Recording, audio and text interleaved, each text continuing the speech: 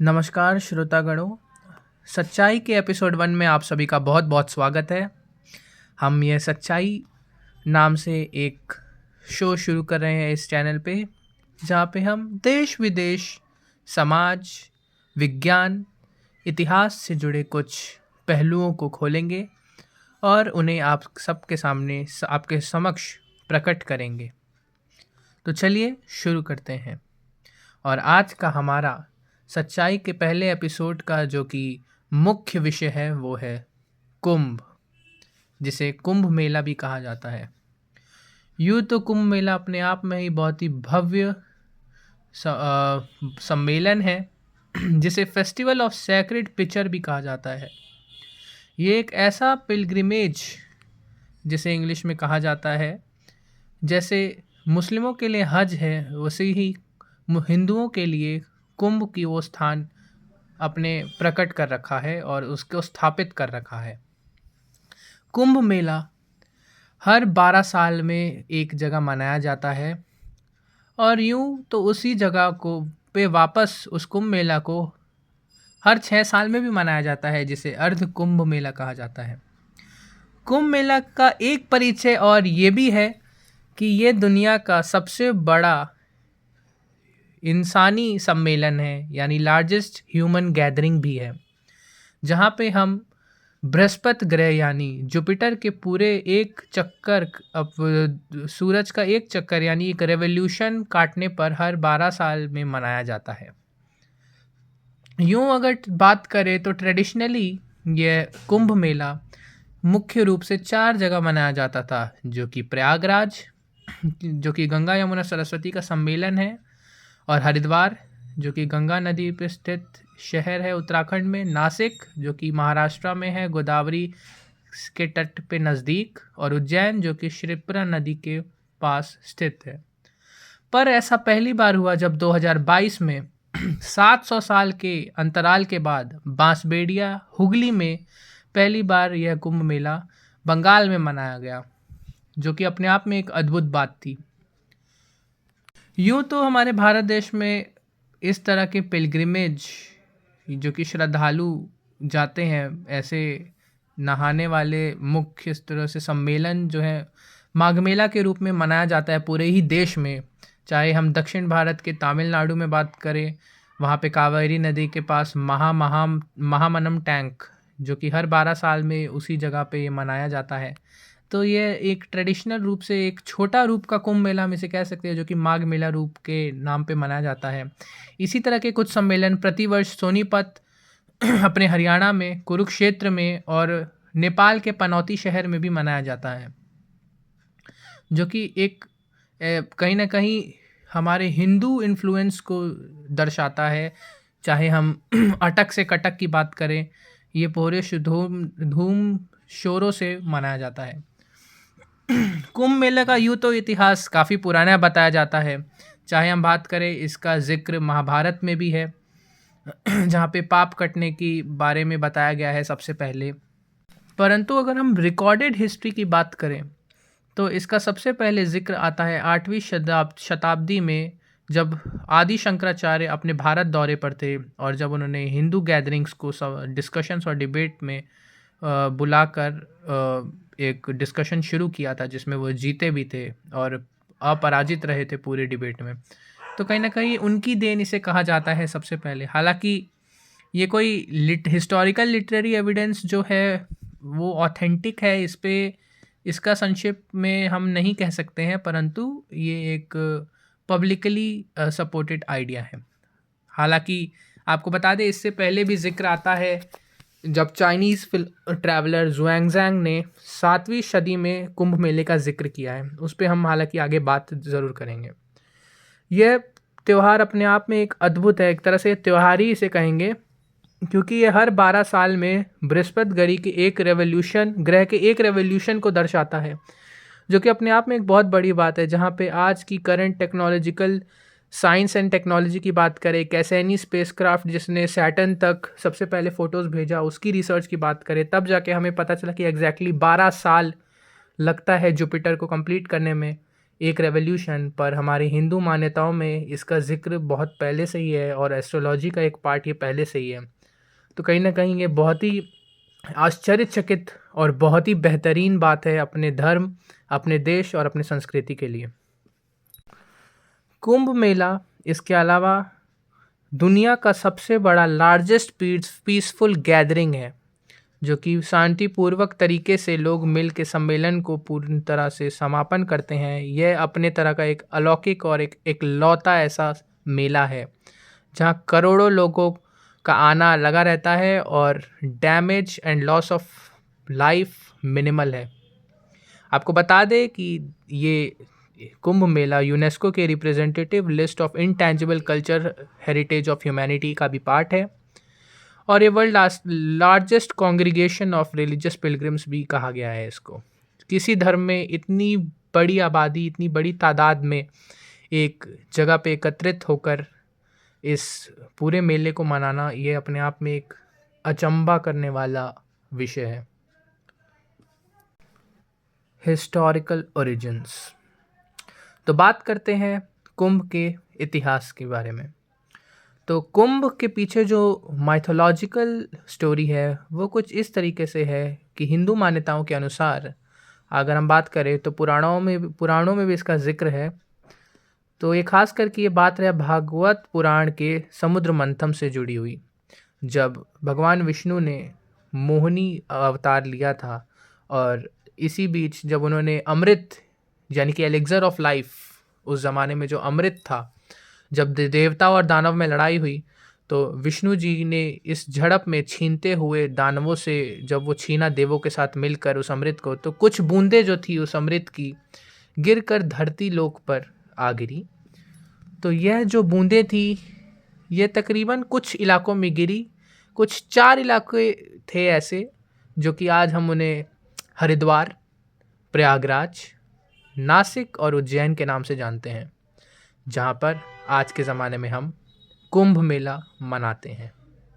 ये हर 3 साल पर ये आयोजित किया जाता है और अलग अलग शहरों में होता है और हर पर्टिकुलर शहर में दूसरी बार फिर से आने में 12 साल का गैप अंतराल होता है, जो कि 12 साल बराबर हैं जुपिटर के एक रेवोल्यूशन कंप्लीट करने में, जो कि एक बहुत बड़ी बात है। अब आप लोग ये जब पूछेंगे कि इसमें क्या बड़ी बात है, बृहस्पति ग्रह यानी अर्थात जुपिटर से अपना क्या लेना देना, तो एक बहुत ही बड़ा कॉस्मोलॉजिकल रीज़न है इसके पीछे। जुपिटर जो है सोलर सिस्टम का सबसे बड़ा ग्रह है और कहीं ना कहीं उसे धरती का एल्डर ब्रदर भी कहा जाता है, बड़ा भाई यानी कि ज्येष्ठ भ्राता। इसका कारण ये है कि जुपिटर ग्रह का ग्रेविटेशनल पुल बहुत ही मासिव है, approximately 200 times greater than the earth's gravitational pull. तो जितने भी अनवांटेड एस्टेरॉइड्स एंड मीटियोर्स हैं कहीं ना कहीं वो उसको धरती पर गिरने से रोक देता है, या तो उनकी ट्रैजेक्टरी चेंज कर देता है प्रोजेक्टाइल की, जिसके कारण धरती पर जो नंबर ऑफ एस्टेरॉइड्स गिरते हैं वो कम हो जाते हैं। इसके कई सारे एग्जाम्पल्स हैं जिसके बारे में हम आगे डिस्कस करेंगे, पर ये एक बहुत बड़ा कारण है कि हमें जो कि हमें पता होना चाहिए कि क्या रिलेशन है धरती और बृहस्पति ग्रह के बीच में। तो कहीं ना कहीं इस मेले में सम्मिलित होकर कहीं ना कहीं हम बहुत अच्छा कार्य कर रहे हैं और इसके पीछे एक बिल्कुल साइंटिफिक रीज़न, लॉजिकल रीज़न भी है कि हमें क्यों जुपिटर के एक रेवोल्यूशन मनाने से हमारे को क्या फ़ायदा है या क्या खुशी है। तो इसके पीछे एक ये बहुत बड़ा कारण है कि कहीं ना कहीं वो ग्रेविटेशनल पुल से वो अनवांटेड एस्टेरॉइड्स धरती पर नहीं गिर रहे हैं और हमारी जान नहीं जा रही है और हम लोग अपने इस जीवन में मस्त है, खुश है, व्यस्त है। तो जैसा कि हम बात कर रहे थे इतिहास की, तो ये हमने तो ये बात कर ली समुद्र मंथन की कि कैसे वो नदियों में गिरा, पर अगर हम रीसेंट मॉडर्न हिस्ट्री की बात करें तो ये कुंभ मेला, हालांकि रिकॉर्डेड अनरिकॉर्डेड हिस्ट्री तो बहुत सारी हैं, लेकिन अगर हम कंटेम्प्रेरी मॉडर्न क्लासिकल हिस्ट्री की बात करें, स्पेसिफिकली मॉडर्न हिस्ट्री की बात करें, तो पहला कुंभ मेला जिसे ऑर्गेनाइज करके रिकॉर्ड किया गया था वो था ब्रिटिश सुपरविजन के अंडर 1870 में, जिसे एक ऑथेंटिक कहा गया है, ना जाने क्यों, क्योंकि 7th सेंचुरी में जुआंगजैंग नाम के चाइनीज़ ट्रैवलर ने भी इसका जिक्र किया है। हालांकि कुछ उसमें ऐसे पार्ट्स हैं जो कि थोड़े डिबेटेबल है, लेकिन 1870 में पहली बार अंग्रेज़ों ने इसका जिक्र और रिकॉर्ड किया था इस हिस्ट्री को। तो ये बात तो है। हिंदू ग्रंथों के अलावा कुंभ का जिक्र बुद्ध के महाजिमका निकाया में भी मिलता है, जहाँ पे खुद गौतम बुद्धा ने भी प्रयाग का जिक्र किया है। हालांकि उन्होंने एक ह्यूमरस बात बोली थी इसके रिगार्डिंग, जिस पे हम ज़रूर बात करेंगे, जो कि उन्होंने बोला था कि bathing in the Prayag cannot wash away the cruel evil deeds, rather the virtuous one should be pure in heart and fair in action.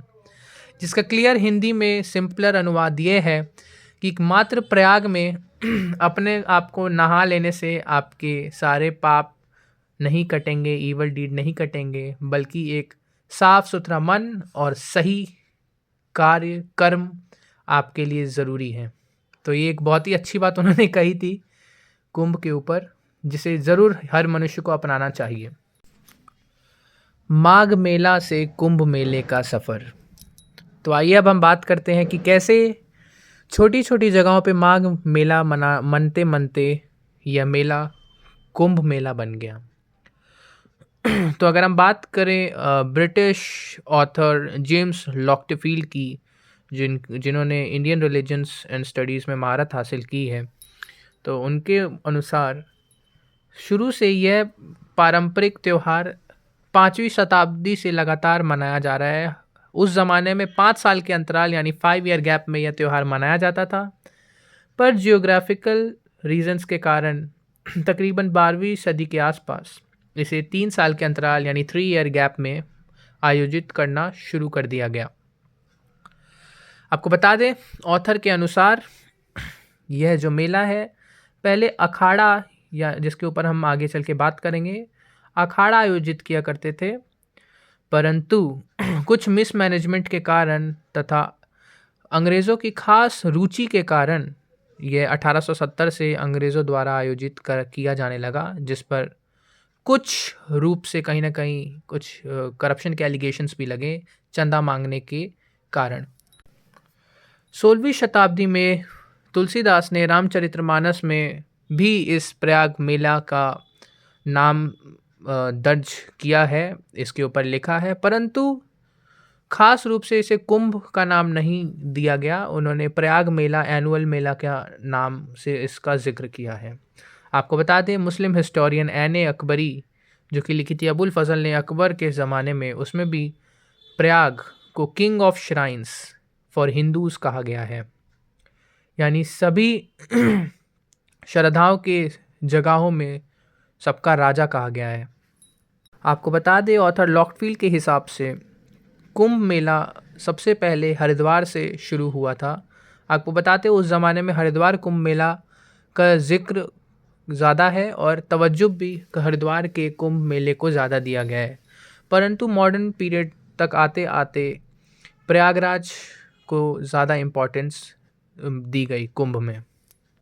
5वीं शताब्दी से लेकर तकरीबन 17वीं शताब्दी तक कुंभ मेला केवल 2 ही जगह मनाया जाता था, जो कि था हरिद्वार और आपका प्रयागराज।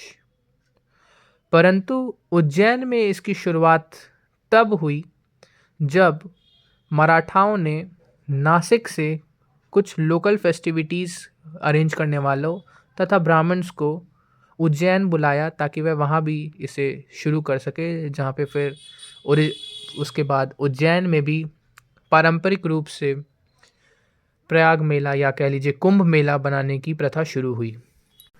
राणोजी सिंधिया, जो कि सिंधिया डायनेस्टी के संस्थापक भी थे और एक बहुत ही सफल मिलिट्री कमांडर भी थे मालवा रीजन में, उन्होंने ही उज्जैन में इस परंपरा का शुरुआत किया। Akharas, the warrior monks and the Naga monks. आइए बढ़ते हैं अब अगले चरण में, तो जहाँ पे हम बात करेंगे अखाड़ाओं की। तो अखाड़ा, जैसा आप समझ रहे हैं पहलवानी अखाड़ा होता है, ये कुछ उसी रूप से इंस्टीट्यूशंस थे जो कि अनटिल ब्रिटिश अराइवल, अंग्रेज़ों के पहले अखाड़ा ही थे, जो कि कुंभ मेला हर 3 वर्ष के अंतराल पर इन 4 शहरों में से अलग अलग जगह पर आयोजित किया करते थे। टोटल 18वीं सदी तक 13 अखाड़े थे, जिसमें 10 हिंदू अखाड़े थे और 3 सिख अखाड़े थे, जिनमें से 7 शैविज्म कल्ट को मानते थे और 3 वैष्णव को। आपको बता दें, वैष्णविज्म, शैविज्म और शक्तिज्म भी 3 तरह के कल्ट्स होते हैं हिंदुइज्म में, जिसमें हम आगे कभी बात करेंगे। परंतु फिलहाल आप ये समझ सकते हैं शैविज्म से कि ये शैविज्म मानने वाले वो हिंदू होते हैं जो भगवान शिव को सुप्रीम बीइंग मानते हैं, और वहीं बात करें वैष्णव में तो वो विष्णु भगवान को सुप्रीम सोल्स बीइंग मानते हैं। तो ये अखाड़ा ब्रिटिश 1870 के पहले जो कुंभ मेला होते थे उनको आयोजित करने में अखाड़ों का बहुत बड़ा रोल होता था, चाहे वो लॉजिस्टिकल अरेंजमेंट्स हो, पॉलिसी मेकिंग हो, या फिर कोई जजमेंट हो, या टैक्स कलेक्शन हो। ये काम अखाड़ाओं का होता था। एक बहुत ही अहम भूमिका इन अखाड़ाओं की कहीं ना कहीं कुंभ करवाने के लिए इनकी थी। आदि शंकराचार्य, जैसा कि हमने बताया कि उन्हें कहीं ना कहीं 8वीं शताब्दी में माना जाता है कुंभ मेला का संस्थापक के रूप में। उन्होंने ही मठ की शुरुआत की थी। यही मठ मुगल काल में अखाड़ा का रूप ले चुके थे, क्योंकि उस ज़माने में लड़ाइयाँ और दंगे काफ़ी ज़्यादा होते थे। इस वजह से मठों को अपना रूप बदलना पड़ा और वो कहीं ना कहीं अखाड़ों के रूप में स्थापित हुए, जहाँ पे पहलवानी, कुश्ती भी सिखाया जाता था। आपको बता दें, इन्हीं अखाड़ों का कहीं ना कहीं एक काफ़ी जड़ है नागा साधुओं को लेकर, जो कि नेकेड साधु कहा जाता है। नग्न साधु होते हैं जो कि जंग पे जाया करते थे बिना कपड़ों के। एक बहुत ही बेहतरीन किस्सा है जब मुग़ल आर्मी से नागा साधु ने वाराणसी को बचाया था, जिसके ऊपर हम कभी किसी फिर और दिन किसी और एपिसोड में बात करेंगे। पर आप अभी के हिसाब से इतना समझ सकते हैं कि नागा साधुओं का बहुत ही ज़्यादा महत्व और कनेक्शन रहा है कुंभ मेले से। मिसमैनेजमेंट्स इन कुंभ। आइए अब बढ़ते हैं अगले पड़ाव पे, जो कि है कुंभ में हुए कुछ स्टैम्पीड्स और मिसमैनेजमेंट्स। आपको बता दें, 17वीं सदी में जब अखाड़ा मिलकर इस सम्मेलन को करवाते थे, कुंभ को, मेले को, तो उस टाइम पे अंग्रेज़ों ने सबसे पहले अखाड़ाओं द्वारा किया गया कुंभ मेले को रिकॉर्ड किया था। वो भी 1760 ही था, जहाँ पर कुंभ मेला हरिद्वार में हुआ था, और वहाँ पे एक कहीं ना कहीं एक क्लैश हो गया था। गोसाई जो कि शैविज्म को मानते थे और बैरागी जो कि विष्णु भक्त थे, जिसके इस कारण था लड़ाई का कि कुंभ में कौन पहले नहाएगा और कितने बजे तक नहाएगा, जिसके ऊपर दोनों ही गुटों में थोड़ी लड़ाई हुई, जिसमें तकरीबन 100 लोगों को मरने की रिकॉर्ड अंग्रेज़ों ने दर्ज करी थी। हालांकि डिस्प्यूट के अनुसार और उस ज़माने के इंस्क्रिप्शंस के अनुसार ये पता चला है कि उसमें तकरीबन जो कि मराठा पेशवा ने अपने तांबे के प्लेट इंस्क्रिप्शन में लिखा है, उसमें बताया कि इस क्लैश में तकरीबन 12,000 साधुओं की मौत हो गई थी। आपको बता दें। Significance and impact. आइए बढ़ते हैं अगले पड़ाव पे, जो कि है कुंभ का महत्व और इसका समाज में इफ़ेक्ट। कहीं ना कहीं कुंभ में नहाने को पाप काटने के रूप में देखा जाता है। इसीलिए पूरे ही देश से, चाहे हम बात, ना केवल देश, चाहे हम बात करें हिंदुओं की, पूरे के पूरे साउथ ईस्ट एशिया, यानी आपका चाहे Pakistan, Nepal, Bangladesh, Myanmar, even Indonesia, Maldives में रह रहे कुछ अल्पसंख्यक हिंदुओं की हो, उनके लिए भी ये त्यौहार बहुत मायने रखता है। और जैसा कि हमने बात की अखाड़ाओं की, आज के ज़माने में भी 2025 में भी अखाड़ाओं का जो है बहुत ही बड़ा रोल रहा है कुंभ के सम्मेलन को आयोजित करने में। मुग़लों के समय में कुंभ को आयोजित करने में और उसका हिस्सा बनने के लिए हिंदुओं को जजिया टैक्स देना पड़ता था, जो कि दरअसल मुस्लिमों में काफिरों के ऊपर लगाया जाने वाला एक तरह का टैक्स है। हालांकि इसी से इंस्पिरेशन लेते हुए अंग्रेज़ों ने भी पिलग्रिम टैक्स की स्थापना की, जिसमें सम्मिलित होने के लिए हिंदुओं को पिलग्रिम टैक्स देना पड़ता था, जो कि ना केवल उसमें जुड़ने के लिए बल्कि उसमें ट्रेड करने के दौरान फेस्टिवल में पूरा ट्रेड करने के लिए भी श्रद्धालुओं को या कह लीजिए दुकानदारों को देना पड़ता था। कुंभ ना केवल हिंदुओं के लिए बल्कि पोस्ट कोलोनाइजेशन पीरियड तकरीबन 18th या 19th सेंचुरी में क्रिश्चियंस मिशनरीज़ के लिए भी एक बहुत बड़ा कन्वर्जन का अड्डा बन चुका था। जैसे अगर हम बात करें बैप्टिस्ट मिशनरी जॉन चैम्बरलेन की, जिन्होंने 1824 अर्ध कुंभ मेला में कहीं ना कहीं हरिद्वार में एक लार्ज नंबर ऑफ विजिटर्स को कन्वर्ट करने की कोशिश की थी, उनका धर्म परिवर्तन क्रिश्चियन बनाने की उन्होंने कोशिश की थी, जिसके ऊपर प्रयागवाल ब्राह्मण्स ने विरोध अपना जताया था और बाद में गवर्नमेंट ऑर्डर्स पे इस मिशनरी जॉन चैम्बरलेन को वहाँ पे अपना कार्यक्रम ना करने के लिए कहा गया था। आपको बता दें, कुंभ ना केवल हिंदुस्तान या फिर कह लीजिए यूनाइटेड किंगडम बल्कि अरब, तुर्किस्तान, काबुल, बुखारा के लिए भी एक बहुत महत्वपूर्ण था।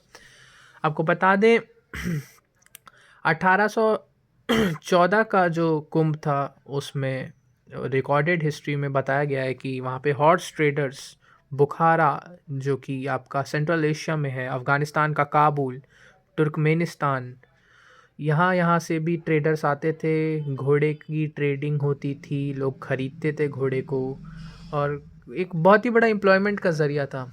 Some people were with the clothes, some were without the clothes, it was a big congregation of people.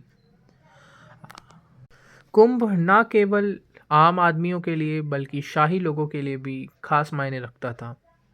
कई हिंदू राजा, सिख राजा और मुस्लिम नवाब भी इसमें शिकस्ती हो चुके हैं और इसका भाग बन चुके हैं। Massacres, stampedes and scandals. Sharaf ad-Din al-Yazdi, जो कि इतिहासकार हैं और बहुत ही इनफेमसली एक बायोग्राफर हैं तिमूर लंग यानी तैमूर के। उन्होंने अपनी हिस्ट्री में बताया है कि कैसे तैमूर की आर्मी ने 13th सेंचुरी में हरिद्वार को प्लंडर किया, वहाँ पे श्रद्धालुओं की जान ली, हज़ारों में तादाद में कुंभ में सम्मिलित होने वाले श्रद्धालुओं का मौत के घाट उतारा। और ये 1399 के कुंभ के श्रद्धालुओं की बात हो रही है, जहाँ पे तैमूर ने आर्मी रिट्रीट के दौरान यानी कि भारत से वापस टर्की जाते हुए हरिद्वार में हज़ारों श्रद्धालुओं को मौत के घाट उतारा था। इसका मेंशन खुद शरफ अद-दीन अल-यज़दी ने अपनी बायोग्राफी में किया है। उन्होंने अपनी किताब में बताया है कि उन्होंने मौत के घाट उतारा और उन्होंने इस पूरे के पूरे सम्मेलन और मेले की व्याख्या की है कि कैसे हिंदूज़ गंगा में नहाते थे, चैरिटेबल डोनेशंस करते थे और अपने बाल मुंडवाते थे। और उनकी मान्यता ये थी कि नदी में डुबकी लगाने से उन्हें मोक्ष की प्राप्ति होगी। बहुत बड़ी भीड़ के कारण भगदड़ में काफ़ी स्टैम्पीड्स यानी लोगों के कुचलने की खबर भी आम होती है। तो ठीक उसी की तरह 1820 में हरिद्वार में कुंभ मेला हुआ था, जहां पर 485 लोगों की जान गई थी। आपको बता दें कि इसके कारण गवर्नमेंट ने अखाड़ाओं को दोषी पहुंचाया था, जिसके बाद 1870 से कुंभ को स्टार्ट किया था अंग्रेज़ों ने कराना अखाड़ाओं से ये हक छीनकर। आपको बता दें, प्रयाग कुंभ मेला 1885 जो हुआ था उसमें एक बड़ा स्कैंडल भी सामने आया था, जब एक मुस्लिम नाम के शख्स, हुसैन नाम के शख्स को कुंभ मेला का मैनेजर बनाया गया था। उस ज़माने के भारतीय पत्रकारों ने हुसैन पे एलिगेशंस लगाए थे कि अपने अंग्रेज़ मालिकों के लिए ना केवल उसने कुंभ मेले में नचनिया यानी डांसिंग गर्ल्स लिखकर का बंदोबस्त किया था, बल्कि गाय का मांस यानी बीफ तक का उन लोगों के लिए मुहैया कराया गया था कुंभ मेला के दौरान, जिसको आते जाते श्रद्धालुओं ने भी अपनी आंखों से देखा था। ये उस ज़माने के भारतीय पत्रकारों ने न्यूज़पेपर में रिकॉर्ड करा, और यह इतिहास में आज भी यह एक स्कैंडल आज भी दर्ज है। आपको बता दें 1857 यानी भारत की पहली क्रांतिकारी में भी कुंभ मेला का एक बहुत ही बड़ा रोल रहा है। 1857 के पहले कुंभ जो हुआ था उसमें आपको बता दें कि कई तादाद में हमारे क्रांतिकारी साथी जो थे वे इसमें शिकस्ती लिया करते थे, इसका पार्ट बनते थे, और कुंभ मेला के आड़े वो लोग प्लान बनाते थे कि कैसे हम अपनी अंग्रेज़ों की छावनी को हथियाएं और अपने देश को आज़ाद कराएं। अवध कहीं ना कहीं इसका एक बड़ा सेंटर था, जिसके कारण प्रयाग को चुना गया, क्योंकि उस ज़माने में इतनी बड़ी कॉन्ग्रीगेशन में छोटे मोटे मीटिंग्स करना काफ़ी आसान था। आपको बता दें 1857 के रेबेलियन में ही कर्नल नील ने कुंभ मेला को भी टारगेट में रखा था, और काफ़ी शेलिंग हुई थी प्रयाग वाल्स में, जिसकी वजह से उनके घरों को भी जला दिया गया था ताकि वह क्रांतिकारियों का सहयोग ना कर सके। आपको बता दें जिसके बाद प्रयागवाल्स यानी प्रयाग के रहने वाले लोगों का कि काफ़ी ज़मीन को सरकार ने हथिया लिया था, अवध सरकार ने, यूनाइटेड प्रोविंस गवर्नमेंट ने। जिसके बाद कुंभ मेला जब आयोजित हुआ था तो प्रयागवाल लोगों ने काले झंडों से ब्रिटिश मीडिया का स्वागत किया था, अपनी नामर्जी को प्रस्तुत करते हुए। बहरहाल 1964 में भी विश्व हिंदू परिषद का भी गठन जो है हरिद्वार के कुंभ मेले 1964 में ही हुआ था, जो कि विश्व हिंदू परिषद एक राइट विंग ऑर्गेनाइजेशन है, जो कि एम.एस. गोलवलकर और एस.एस. आप्टे ने स्वामी चिन्मयानंद के साथ मिलकर बनाया गया था। Rising attendance and the scale of Kumbh Mela. इतिहास में मात्र एक 1808 का ही एक कुंभ मेला ऐसा हमें दिखाई पड़ता है जिसमें श्रद्धालुओं की गिरावट देखी गई थी। कुंभ मेला में तकरीबन 3 से 4 लाख लोगों की कमी थी उस कुंभ मेला में। आपको बता दें रिकॉर्डेड हिस्ट्री के अनुसार कॉलेरा और प्लेग एपिडेमिक्स के कारण यह कमी देखी गई थी।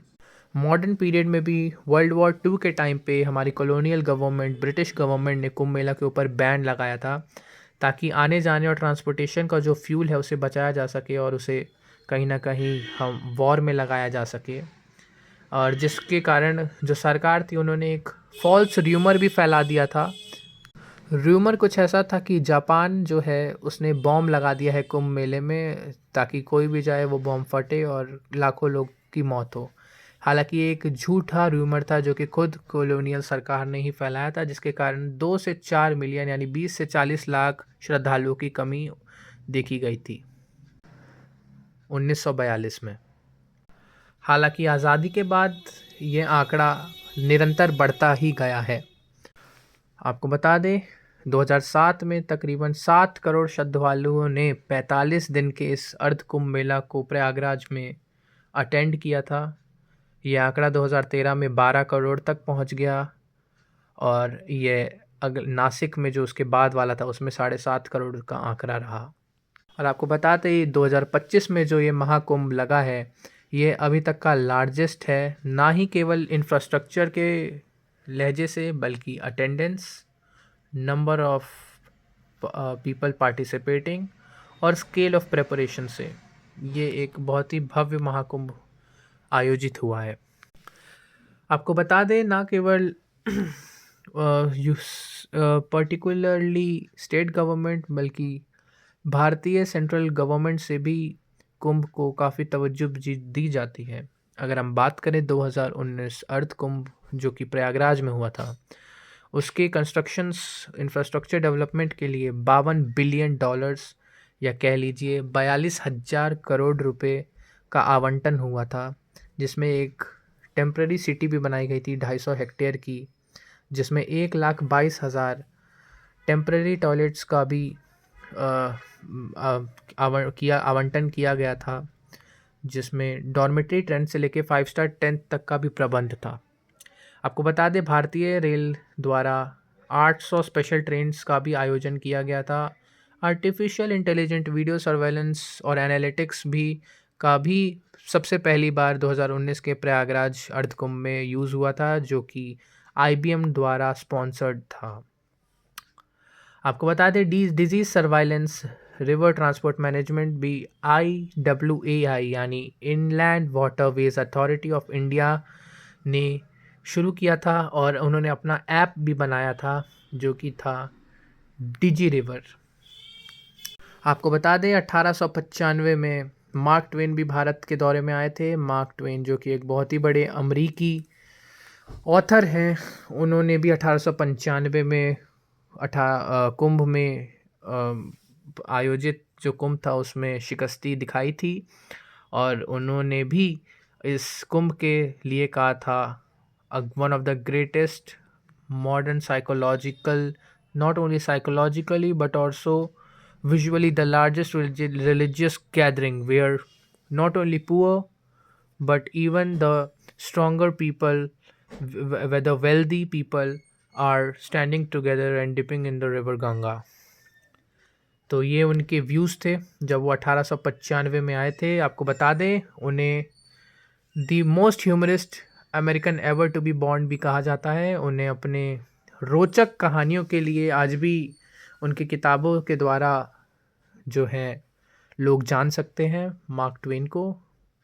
बहरहाल मॉडर्न रिलीजियस थ्योरी में एमिली डुर्कहेम ने कुंभ मेला को कॉन्सेप्ट ऑफ कलेक्टिव एफर्वेसेंस से भी नवाजा है। कलेक्टिव एफर्वेसेंस है एक सोशोलॉजिकल कॉन्सेप्ट है जो कि खुद एमिली डुर्कहेम ने ही दिया है, जिसके अनुसार एक सोसाइटी टुगेदर मिलकर आपस में कम्युनिकेट करके एक एक्शन को अंजाम देती है। तो उन्होंने ये CE यानी कलेक्टिव एफर्वेसेंस का सबसे बड़ा एग्जाम्पल कुंभ को बताया। आपको बता दें यूँ तो बहरहाल अभी के अनुसार मात्र 4 ही जगह ही ऐसी है जहाँ पे कुंभ का आयोजन किया जाता है, जिनका नाम है हरिद्वार, प्रयागराज, नासिक और उज्जैन। पर ऐसे 10 शहर और हैं जो कि एक अपना स्टेटस क्लेम करते हैं to be called as Kumbh cities, जिनमें से कुछ शहर हैं, उनका नाम मैं आपको बताना चाहूँगा। नारसीपुर, वाराणसी, वृंदावन, कुंभकोणम, राजिम, बांसबेड़िया, कुरुक्षेत्र, सोनीपत और पनौती जो कि नेपाल में स्थित है। हालांकि इनमें से बांसबेड़िया जो है 2022 में 5वां शहर बना कुंभ का आयोजन करवाने में। और आपको एक बात और बता दूं कि तिब्बत में भी एक एनुअल कुंभ मेला मनाया जाता है, जिसकी अटेंडेंस थोड़ी कम है, पर एक बहुत ही रोचक तथ्य है कि चीन में स्थित होने के बावजूद हिंदू इन्फ्लुएंस, कल्चरल इन्फ्लुएंस कितना आज भी उस एरिया में कितना प्रबल है। आपको बता दें कुंभ मेला ना केवल देश से बल्कि विदेशों से भी लाखों करोड़ लोगों को आज भी आकर्षित करता है। तो ये था आज हमारा पहला एपिसोड कुंभ मेला के ऊपर। अपना प्यार दें इसे और भर भर के सपोर्ट करें ताकि हम आगे भी यह जारी रखें। आप लोगों का बहुत बहुत धन्यवाद। शुभ रात्रि।